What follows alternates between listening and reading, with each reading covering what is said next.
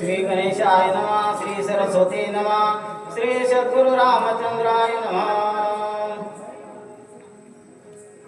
आयसा सरसावला वानर करो निराम नामे बहुकार, काय बोलिला उत्तर श्री रघुवीर परिसत मनोजगम मरुतुमेदम जितेंद्रिय बुद्धिमता वरिष्ठम वातात्मजवान्नरितुमुख्यम श्रीरामदूतम शरणं प्रपद्ये। जय गिरिया स्मरण होई सकळी देच्या निकर ते जीवन श्री चरण श्री गुरुंचे ते नमस्कारोनी। आता प्रभु राजा रामचंद्र भगवान महारुद्र हनुमान सद्गुरु मोतीराम महाराज गुरुवरे मारुद्रराव महाराज श्री एकनाथ महाराज की जय।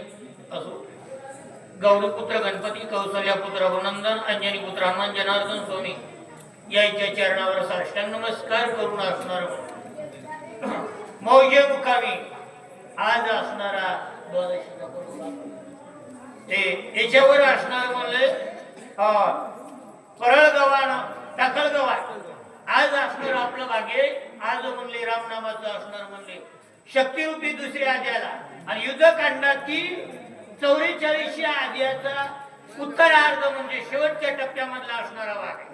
कारण कोण दिवस येईल कैसा किंवा असणार म्हणले का भगवंतानं देवाकर पदर पसरला एवढा खरा उपकार माझ्यावर उपकार का माणसं माणसावर उपकार करतील याच्यात नवल नाही। कारण आईचा उपकारी आणि तुका लोळा लोळे हनुमंतानं बी म्हणले भगवंतावर उपकार का देवासाठी घेऊनी जोग अवघा भोग नव नव असणार म्हणले। रामाने सांगितलं मला असणार म्हणले कारण माझ्या भावाला उठव एवढं असणार माझं काम कर बरं का। अशा प्रकारची विनंती हनुमंताला केली। हनुमंताला असणार म्हणले दोन्ही हात जोडले आणि देवाला भगवंताला बोलू लागले। ऐका काय म्हणतो काय बोलले श्रीराम चरणा करुणी अनुवादनाचा रघुनंदना विज्ञापना हे माझे लागली असणार दोन्ही हात जोडले। ऐका ऐका माझी विनंती खर जोडितो दोन्ही हात जोडले आणि देवा हो तुम्ही असणार आम्हाला काम सांगून आम्ही नाही म्हणावं असं तरी का सेवके करावे सांगितले ते का देवा तू देव आणि मी भक्त आहे पण म्हणले माझी विनंती ऐक अशा प्रकारचा असणारा विचार व्यक्त केलेला आहे। स्वामीशी एवढी कोण चिंता दे औषधी समर्था मज सारिका दूत असता क्षणार्धता निना हनुमंताने रामाला सांगितलं देवा भगवंता आणि तुम्ही चिंता करायची गरज नाही। कारण आपल्याकडे माणूस जर चांगला असला तर अधिमा तुझी चिंता त्याशी देवाला चिंता सगळ्याची पण देवाची चिंता निवारण करणं म्हणले हनुमंतानं सांगितलं भगवंता तुमचं काम डोळ्याचं पापण लावायच्या अगोदर मी करेन अशा प्रकारचे उद्गार रामाला हनुमंतानं सांगितले। ऐके नरवीर पंचानना धनी गळ करेसे मना तुझे नामे दिन जना अंगवना जाना दैर्याचे हनुमंतानं सांगितलं कारण का नामा नामाच्या मुळे असणार म्हणजे नामाच्या बळ काय नामे करले करती हा भरवसा या नामधारकाचा ठसा देवा तुझ्या नामावर लोक करतात कारण का आणि तुझं नाम माझ्या कंठाच्या ठिकाणी आहे आणि म्हणून असणारे म्हणले किती जरी मोठं काम असत अवघडातलं अवघड जरी काम असत सहज सुलभ असणारं काम मी करल अशा प्रकारचा कसल्याही प्रकारचा खंत करू नका हनुमंत बोलले। तुझे निनामे सदृष्टी तुझे निनामे धृती विरक्ती तुझे निनामे आघात शांते प्राणी पावते रघुराया जसं म्हणतात ना नामापाशी चारी मुक्ती आयशी बहुता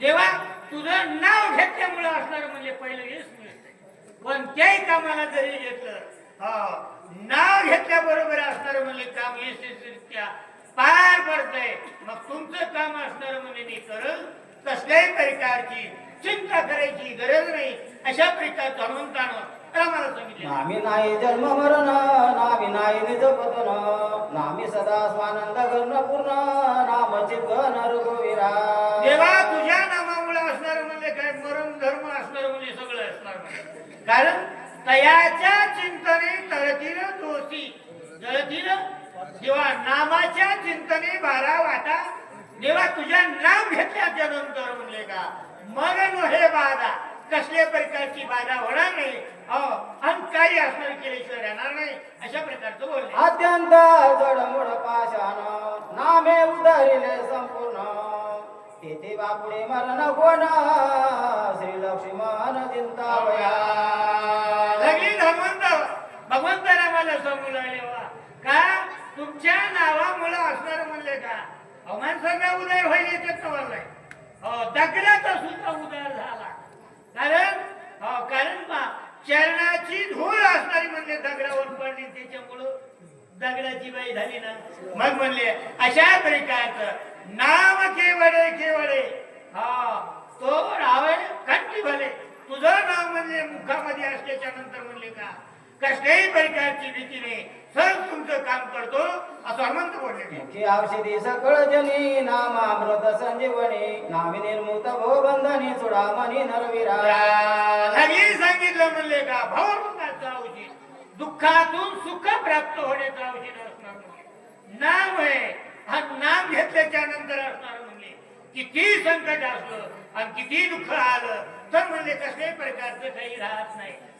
तुझे नाम असणार म्हणले अमृता होणी गोड आणि नाम तुझे देवा अमृत फिका पडते अशा प्रकारचं तुमच्या नामामध्ये समजते हनुमंतानं सांगितले. कायसे ब्रह्मशास्त्राचे बळ कायसे बापुडे काळ मृगूचे मार्ग सबळ नाम केवळ रघुनाथा.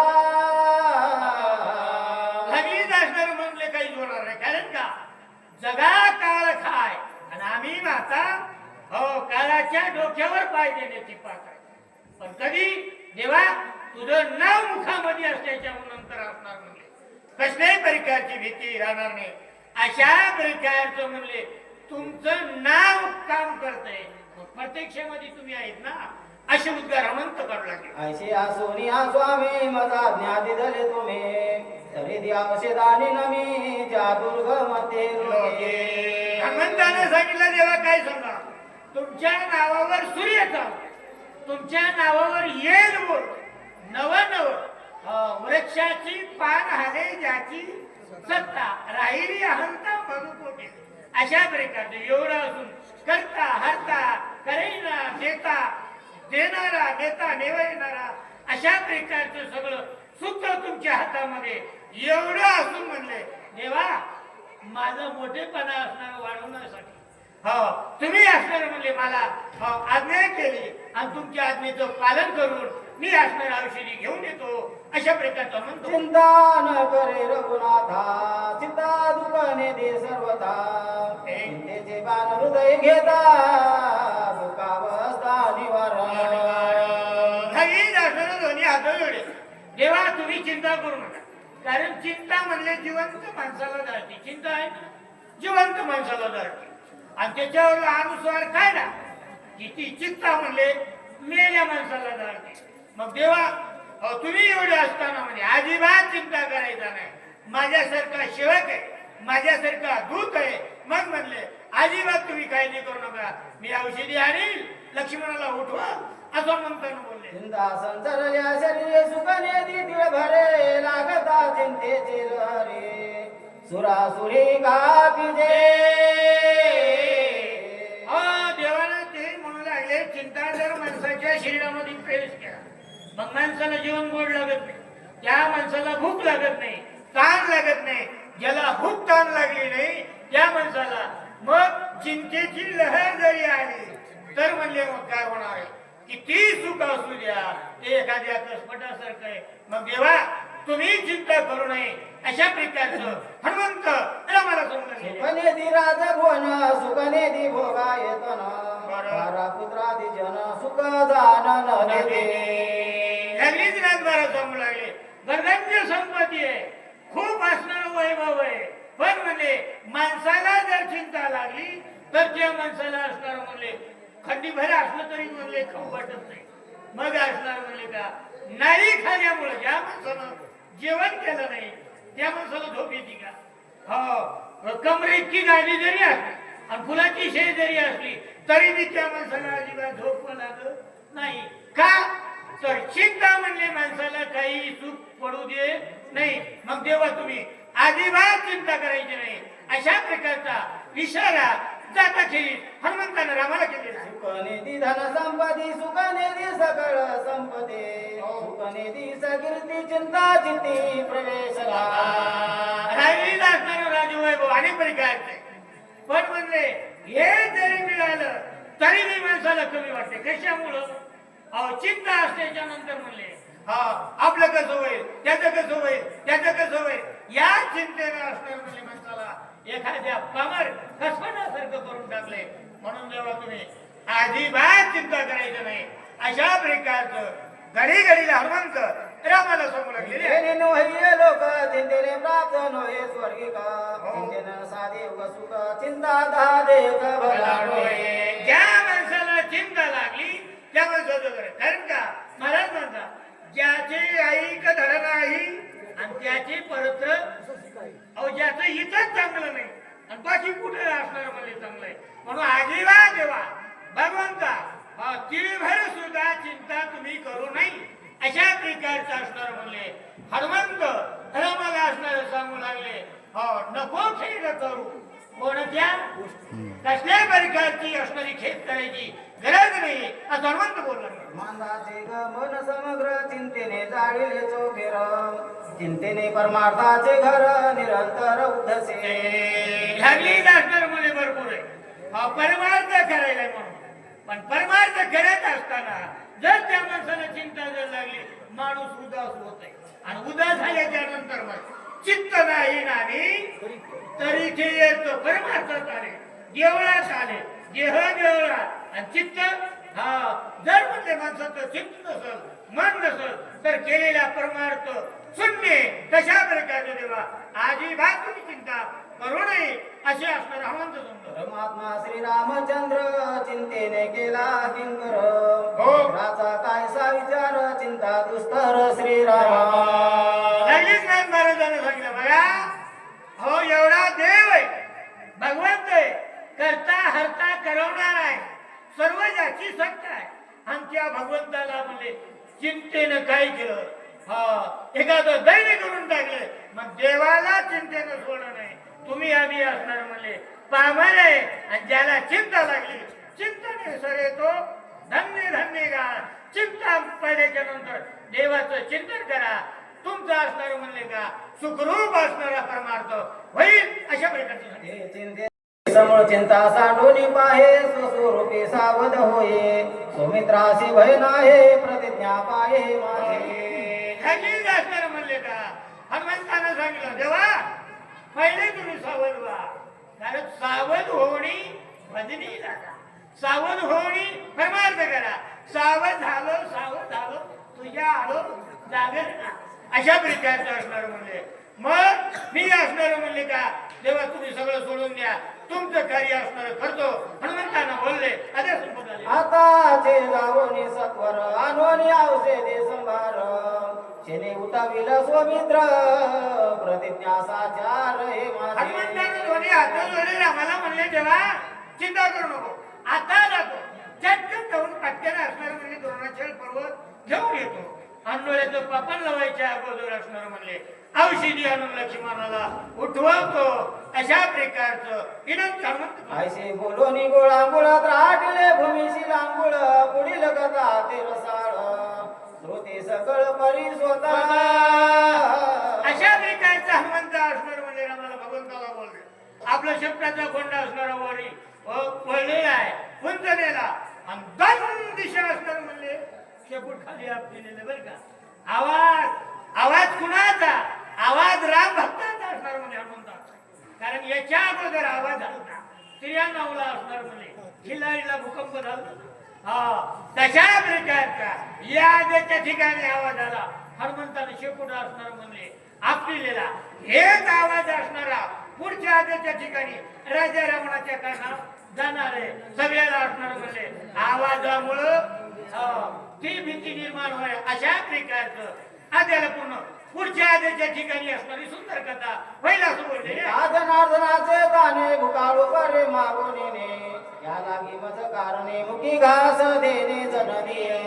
लगेच असणारे म्हणले का मी आदिनाथ महाराजांना सांगितलंय बा, जे ज्ञान लेकरू आहे लहान लेकरू आहे त्याला काहीच कळत नाही, पण काय म्हणले का ऐशी कळवळ्याची जाती करीना भावी न प्रीती. लेकराला भूक लागली ते पण समजत नाही, लेकरू रडायला लागलं की आई असणार म्हणले चटकन धावून येते, लेकराला असणार म्हणले पाय लांब करून म्हणले हे करते वाटी घेते, लेकरू ते दिवशी तोंड म्हणले दाबून धरते बरोबर हा त्या लेकरू लढते त्यावेळेस माई असणार म्हणले लेकराच्या तोंडात दूध टाकती आणि त्या लेकराची भूक भागवती. तशा प्रकारचं गुरुवर्यांना असणार म्हणले मी आज्ञानी होतो मला कळत नव्हतं, पण राम रूपी घास असणारा म्हणले गुरु माऊलीनं माझ्या तोंडामध्ये घातला. अशा प्रकारचं केले उपकार सांगू मी काय बाप न करी अगणित माझ्यावर उपकार केले मला बोललेले आहे. जे गोड लागे मावलेसे तोंडीचे काढीते वेगेसे मोठी बाळकाच्या मुखासे निज मानसे स्नेहाळा. घरीच असणार म्हणले माय किती कळत किती असणार म्हणले माया असणार चंदना होणी शीतळ माया होणी माहेर असणार म्हणले. एखादी माया असणार म्हणले शेतामध्ये असणार खुरपायला गेली आणि केळामध्ये त्या बाईला जर शेंडी जर गवसली तर माय माऊली असणार म्हणले खाऊन असणार म्हणले पदरात बांधून आणती आणि घरी आणल्याबरोबर लेकराला देती. माई असणारे खात नाही. आणि आता बघा जी माय म्हणले कारण तिला सखी नाही म्हणायचं आणि जी लेकराकडे बघत बघत खाते तिला माय म्हणायचं नाही, तिला काय म्हणायचं आवडतं म्हणायचं. अशा प्रकारची असणार म्हणले स्वतःच खाणं विसरून दुसऱ्याला खाऊ घालते एवढं असणार म्हणले मला खाऊ घातले. अशा प्रकारचे उपकार गुरुचे असते. एका जनार्दना शरण श्रोती द्यावे अवधान हनुमान जागोनी आपण औषधीशी आगमन करीला. गगनीनाथ महाराजांना विषय केला जाता जाता सांगितले या त्याच्या ठिकाणी बऱ्याच जणांना असणार म्हणे विनंती केली हनुमंताजी सगळ्यांनी सांगितलं रावणाने सांगितलं किती कोस 12 लाख 4,000 40 कोस जायचं आणि तितकंच रिटर्न वापस यायचं. अशा प्रकारचा कमी टायमामध्ये रात्र थोडी सोड कमी वेळामध्ये जाऊन असणारं काम करायचं अशा प्रकारचं झालेलं आहे. आणि हनुमंत पुढच्या आधीच्या ठिकाणी जाणार आहे. ही कथा सुंदर आहे. ही कथा म्हणजे दुधासारखी आहे आणि पुढचा आधी असणार म्हणजे दूध आहे आणि दुधामध्ये साखर टाकावा त्याला जसा गोडावा येते तशा प्रकारची असणारी म्हणले कथा आहे. श्रोते मंडळीला एकाग्र मन करून असणार म्हणले ऐकावं. अशा प्रकारचा 12 तास